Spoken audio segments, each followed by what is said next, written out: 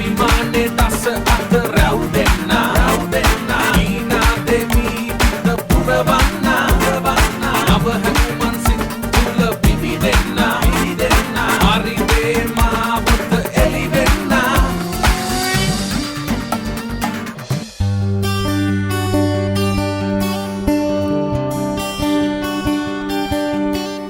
Hello, I hope everyone is having a good day. You're watching Hariday TV, Go Sri Lanka Kathakarana peyak. Today we're going to be discussing headaches with Dr. Kumarangi Vithanage. Welcome, Dr. Kumarangi. So, what made you decide to talk about headaches? Yes, Tulani. So headache, it's a very common presentation, isn't it? Yeah. You and I, basically everybody would have experienced headache at some stage in our lives. So that's the very reason for me to choose this topic today. When we say headache, it's a symptom. That is how patients come to us with. It's not a disease. I mean, the mere entity of headache, it's not merely a disease. It's a presentation. There can be various underlying causes for that, which we will probably talk about in detail a bit later. So, how common are headaches in Sri Lanka? Yeah, so headache, it's common not only in Sri Lanka, in worldwide. Yeah. So WHO, the World Health Organization, has conducted several studies on this to see how common it is. So at their data has revealed that if you take 1 year, at least 50% of the world population would have suffered headache at least once within a year, if you take a year. So that shows how common it is.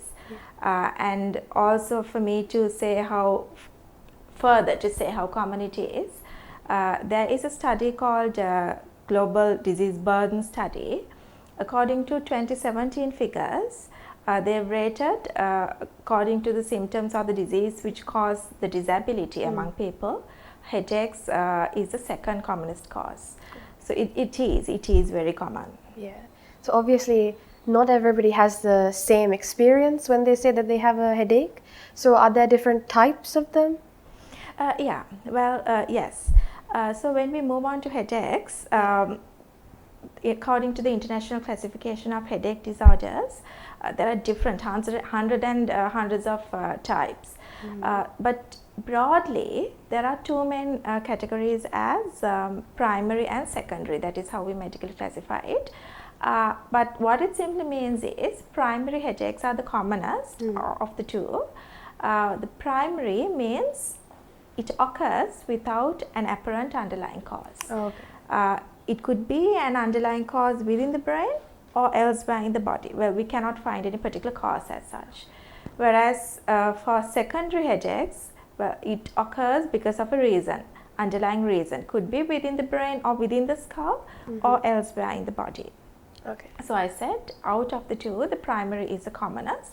And well, the commonest of all is within primary is migraines. Yeah. Well, a lot of people are aware of migraines. Apart from migraine, there are these tension types headaches and headaches related to different activities, our day-to-day activities or body functions like coughing, sleeping or sexual activities. Well, only those particular functions, body functions or maneuvers bring up the headache only during those instances. So all that fall into the category of primary headaches. Then the secondary headaches, as I said, is due to a cause, maybe due to an underlying infection within the brain, or could be following a stroke. A stroke occurs when a clot gets stuck within the brain and the supplying area becomes loss of blood supply. So that gives rise to a stroke. So maybe secondary to a stroke, or maybe could something unrelated to the brain but elsewhere in the body, like substance abuse or infection elsewhere in the body. So those are the secondary types of headaches. So, secondary type is much worse than primary. Well, it could be worse, but then actually the focus should be treating the underlying cause while treating the headache. So the way we manage is a bit different to the primary types. That is the importance of differentiating what type it is. Yeah, so So to differentiate, if it's a very sinister type of headache, what is the type of procedure that you should go through to identify? Yeah, so as I said, headache being very, very common, well, you and I, or maybe just as people, we all are used to seeking medications from the pharmacy, Yeah. just over the counter pain medications. What we should think is whether it's advisable to do so all the time. Okay. Well, the answer is no. We need to be careful of, or we need to be aware of certain instances where we should preferably get some more help from the doctors rather than getting ourselves treated all the time.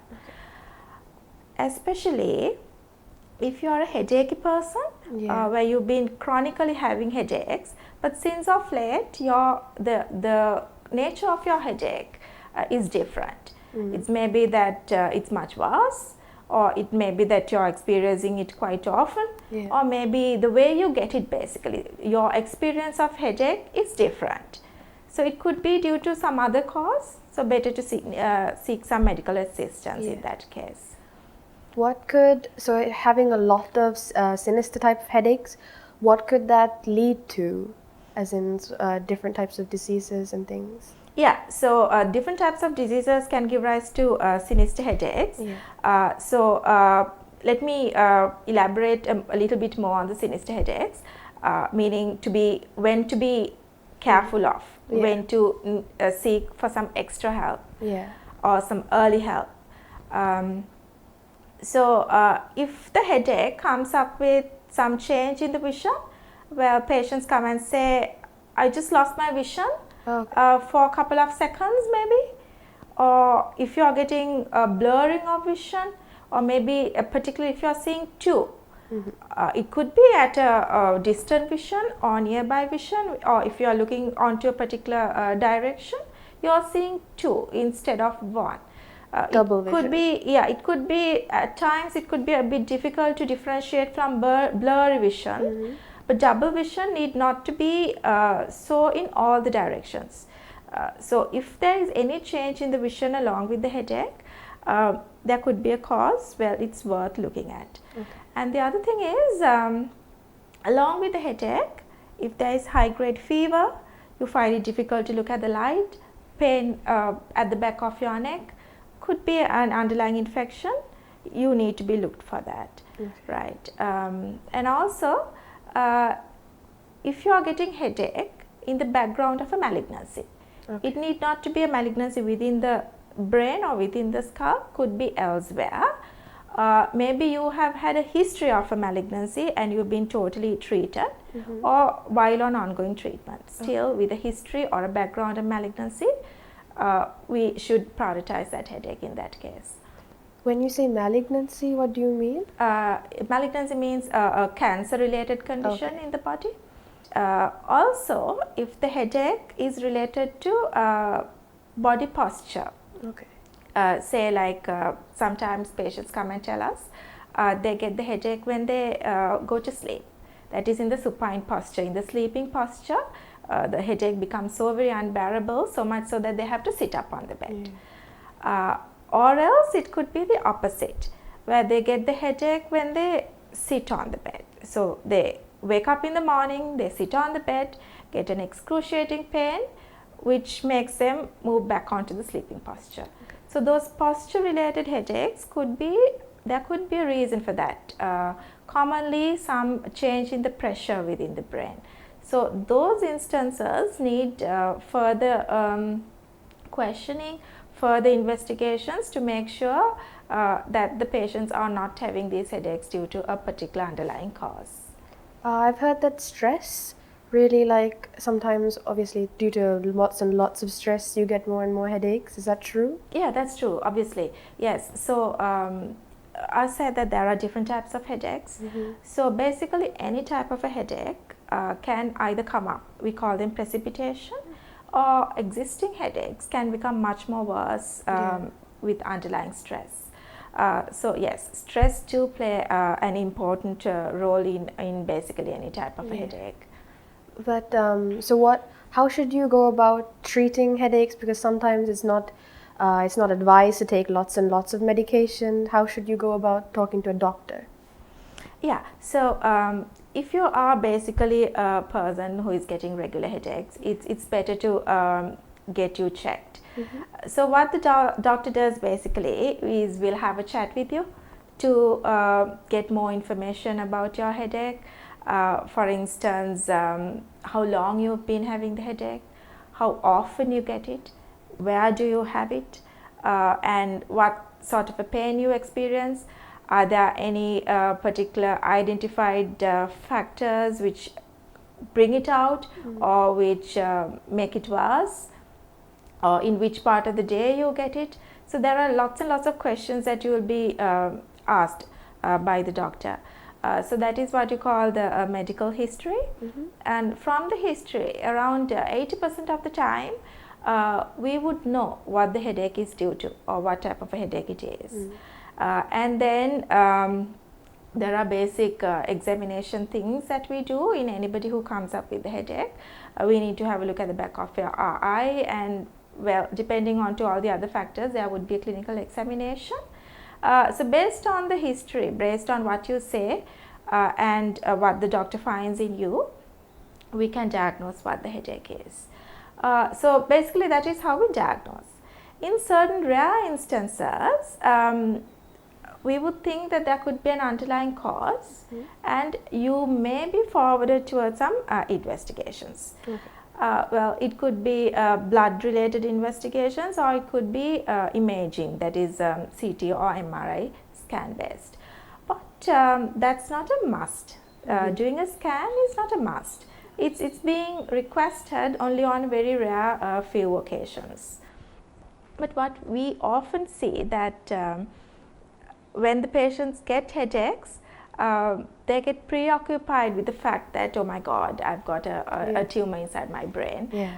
Doctor, can you request me a scan? Can I get a scan done? So in such instances, so you think that the way forward, the diagnosis can only be made by a scan. However much we explain, no, look, it's this, you really don't need a scan.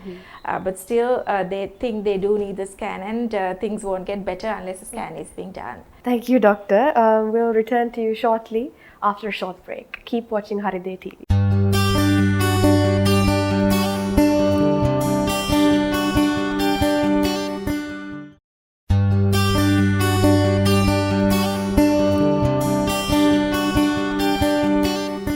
We've returned from the break where we were talking about headaches and what causes them and how do you go about your day with them with Dr. Kumarangi Vithanage. So, doctor, how do you manage headaches? Having obtained a proper history from the patient, and then after examination may do investigations, as I said before, on rare occasions, we would diagnose what the headache is all about. Then having diagnosed, the treatment is basically dependent on what type of headache it is, or the diagnosis is. So that's common to almost every disease in the body. So in general, if you take headache in general, the treatment, what we treat the patients with could be a drug-based management and other measures. We call them pharmacological and non-pharmacological. Well, drugs, when we talk about headaches, could be pain medications to be used as and when you want, that is when you have the headache or with the very first warning sign of the headache. And that need not to be or should not be taken all the time, only when you have the headache. Then if you are getting recurrent headaches, we have a separate set of drugs called preventive medicines to cut down on the number of headaches that you get. So that of course would depend on number of headaches you have, and depending on individual factors really, you would put on long-term drugs. And that of course you will have to take for 6 to 8 months, like it's depending on the underlying diagnosis. So would you have to, for the other drugs, not the over-the-counter drugs, you'd have to go and talk to a doctor and get that diagnosed? Yes, exactly. So those are the preventive drugs. Most of these drugs are oral drugs. You take them from the mouth. But in rare instances, if we cannot really control the problematic headache symptoms that the patient has, then we may opt for injections. There are certain types of injections given for headaches, but not so very common. So those actually need to be taken on a long term at a regular basis. Then the other measures, actually, what can I do as a patient, what can you do as a patient if you get recurrent headaches? So that is the most important thing, because we need to identify what is causing headache to us. It may not be the same to you and me. Yeah. So if you get a headache today, maybe you can think back as to yesterday or the day before, what did I do extra, or what did I do for me to get the headache today? We can reflect on it. Yeah. And that is how we identify the individual worsening factors. Maybe you can maintain a diary where you can record how bad your headache was and what would have been the underlying causes. We call it a headache diary. So the causes like stress or how much exposure you've had outside, things like that? Yeah, so stress, yes. Then the sleep, Okay. sleeping not enough, inadequate sleep, or maybe oversleeping. Oversleeping? Oversleeping, sometimes it can cause headache. I didn't know that. Yes, and not having proper meals, not having it at regular time. Getting exposed to bright light too often, sound too often. Those kind of things can make headache worse. And the other important thing is food. Okay. A commonly asked question, particularly when the parents bring their children to headache clinics, they just ask, what should they be eating? Yeah. What should they keep away from? Well, there are no universal food as such which is bad for headache. But again, as I said, you can reflect on what you have had, maybe including your food habits. For some, the dairy products like cheese, milk kind of things can make your headache worse. Well, not for everyone. Then chocolate, caffeine particularly makes it worse for some and makes it better for some. So you have to, give some effort and try to identify what is good and bad for you and keep away from them. Because it's different for everybody. It is, yes. So that is an important thing which you can do for yourselves, right? So that we can minimize the use of pain medications. So it's a simple measure, actually. And then if I were to talk about stress, so as I said now, the stress, we all experience stress, isn't it? We do need certain amount of stress for optimal functioning in our day-to-day life. But what I'm basically referring to is too much of stress, which is detrimental to life. Too much of stress actually makes any disease worse in the body, and that itself can cause diseases like pressure. It can make your sugar levels worse. Those kind of things are harmful effects. So when your headaches become worse, actually, these regular headaches that I'm talking about, your quality of life goes down in your day-to-day life. It's painful and it's annoying all the time. It's painful in every aspect. And you take leave and then you're becoming a pain to the others, isn't it? Your workmates, for school children, they have to be absent from school attendance, so they just miss the work. So if you take the country as a whole, there is a lot of wastage of manpower during that particular time. So it's a big loss. And also when that happens on a regular basis, you're becoming a pain to the others, and then you will not be treated properly by the others. So always asking for leave, and when something is being told you, well, I have the pain, so lots and lots of excuses. So when you're not being treated properly, again it becomes a stress to you. It's an additional stress. So all that can make your headache worse. So it goes like a vicious cycle. So and that needs to be broken at some stage. So that's why it's important to be aware of these factors. You may not be able to seek some option, some way out of it by your own self. Yeah. So perhaps what you could do, either you can talk to a friend or you can talk to the doctor when you see the doctor and say, like, these are the things which are probably making my headache worse, but unfortunately, doctor, I don't have any control over them. So then there are ways and means, and we can refer you to the to necessary areas. So those are the basically the non-pharmacological methods. And then also, if you use lot of medications, lot of over-the-counter medications, the pain medications on a regular basis, that itself can cause a headache. Too much paracetamol, that type of drugs. Yes, so paracetamol is just one type of drug, but then there are these non-steroidal anti-inflammatory drug, that family. Basically, any drug can cause, any pain medication can cause medication overuse headache. We call it medication overuse headache, headache due to overuse of pain medication.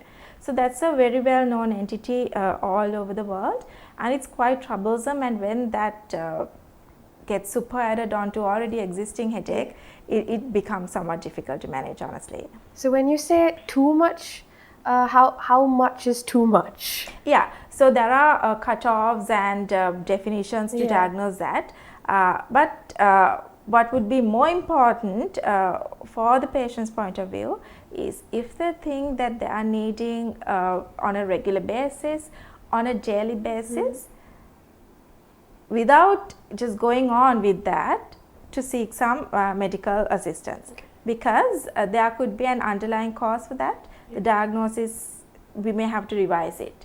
If we have thought about migraine, if we have thought about something else which as a benign headache, well, we need to revise our diagnosis, have a chat with the patient, do an extra examination. We may have to alter the diagnosis in that case, or else it could be due to the drugs itself, or else it could be due to some underlying factor which is making things worse, like the stress you mentioned. So migraines are obviously a type of headache, but typically it's worse. So is it, do you take the same precautions of how not to prevent migraines? Yeah, so migraines, it's a common entity, particularly it's common among females. More than males? A lot. More than males. So it's around 75% of the time. If you take 100 population of having migraine, it's around 75% is females. Really? That's more. And also it's in a relative, it affects relatively younger population, from adolescents to say 60, 65 like. Okay. So that affects mainly the working population. So the economic burden is more, right? So stress. Yeah, so these are not really fatal conditions as such, but when you think of the disability and the economic burden, these becomes very important entities from a country's point of view. Yeah, because a lot of people, because they have migraines, they really can't work because it's such a lot of pain. Yeah. So so obviously, definitely don't. A lot of to prevent headaches is a lot to do with yourself more than the doctor. So you have to monitor the lifestyle choices and what you eat and what you don't eat, that type of thing, right? Yeah, exactly. Yes. Patients, we ourselves may have to be careful of what we should do and what we should not do. Just one thing I forgot to mention actually. Now, for the non-drug measures of controlling headaches, regardless of the type, nowadays we see that patients resort more and more towards yoga techniques, this relaxation, meditation, exercise. Those actually are very effective methods. There had been a lot of research also in these fields. So it's proven that they are beneficial. They do certain changes within your brain from the neurochemical point of view to make you feel better, to make you feel good. Yes, and relax, and your headache can also become better with all that. With so some types of headaches may be pointing to like a cancer point of view. How do you really distinguish that this cancer is really it could lead to cancer, or it's like a symptom it's like a sinister headache that you were saying before? Yeah, so all those sinister headache features could be due to an underlying cause. It could be cancer within the brain or due to some other cause. but need not to be alarmed of those. Headache is not always cancer. It's very, very, very, very rare. It's extremely rare. Not to worry in an undue manner, because that's a stress that makes your headache worse, isn't it? Yeah. Well, best thing is not to be suspicious on your own, but to go to a qualified doctor and get your queries sorted out. Okay. Yeah. So what, if you look at it from a brain sort of perspective, so there's obviously like the brain, where in the brain does a headache like typically concern? Yeah, so it could be basically anywhere within the brain, or including the layers of the brain. Okay. Well, there are pain-sensitive areas within the brain and in those outer layers. Okay. So whenever those pain-related areas get stimulated, we do perceive it as pain. Okay. So that's the headache, pain in the head. So thank you, doctor. We have reached the end of our program today, where we discussed a lot about headaches, what causes them. So to recap, if a lot about headaches it's a lot to do with your lifestyle choices and what you eat. It's important to monitor what you have done during the day and what you've eaten or drank that might be causing a headache. But if it's ongoing and if it's a serious problem, please go seek medical attention and go talk to a doctor, because it could be really useful. Thank you for watching. If you have any queries for us, please send us an email, the address will be seen down below. Thank you, doctor, again for speaking to us.